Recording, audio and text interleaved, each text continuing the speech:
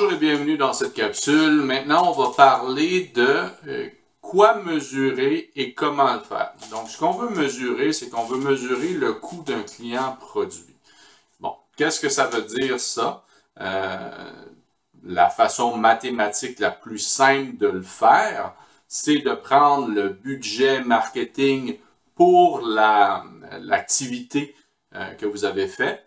Maintenant, il y a bien entendu les déboursés que vous allez payer pour soit les sous-traitants, la publicité, la rédaction et aussi votre temps. C'est super important de vous inclure là-dedans. Parfait. Donc ça vous donne une somme. Donc, vous pouvez le faire par semaine, vous pouvez le faire par mois. Et vous divisez cette somme-là par le nombre de clients que cette activité-là va avoir produit. Donc ça devient un indicateur qui s'appelle le coût du client produit. Donc, c'est un indicateur qui est très simple, qui ne tient pas compte de plusieurs choses. Une des choses qu'il ne tient pas compte, c'est selon jamais vous avez différents produits et services, ça ne tient pas compte de l'apport du produit ou service au niveau de votre profitabilité. Donc, pas tous les produits et services que vous avez dans votre entreprise sont également profitables. L'autre chose, c'est que ça ne tient pas nécessairement compte du cycle de vie du client. Donc, ça fait seulement appel à un dénominateur qui est le coût d'un client produit. Donc, il y a des faiblesses là-dedans, mais c'est beaucoup mieux que de ne rien faire du tout et c'est relativement simple.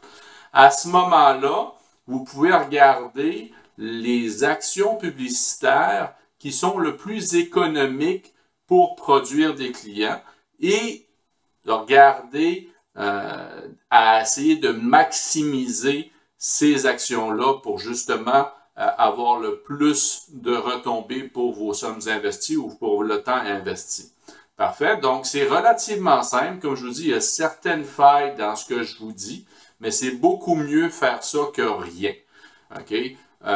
Certaines des failles, comme je viens de dire, c'est qu'il faudrait regarder quels sont les produits et services que les personnes vous achètent. Si jamais tout ce qu'ils font avec le type de publicité, comme par exemple, vous pourriez faire une publicité, on va dire pour X, Y, Z raison, sur Facebook, ces gens-là, ça coûte relativement pas cher. Le client qui est produit, il est vraiment économique, mais il achète une chose et il ne revient pas.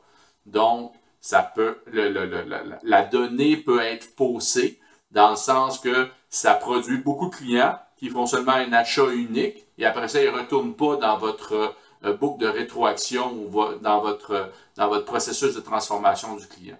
Donc, il rentre, il sort et il ne revient pas. Donc, il y a différentes analyses à faire là-dessus. Ça devient un petit peu plus compliqué, mais comme notre focus est vraiment au niveau de la petite entreprise, on commence avec ça en sachant que faut regarder aussi c'est quoi qui achète. Donc, on regarde ça en arrière de notre tête. Parfait? Alors, je vous vois dans le prochain module. Au plaisir!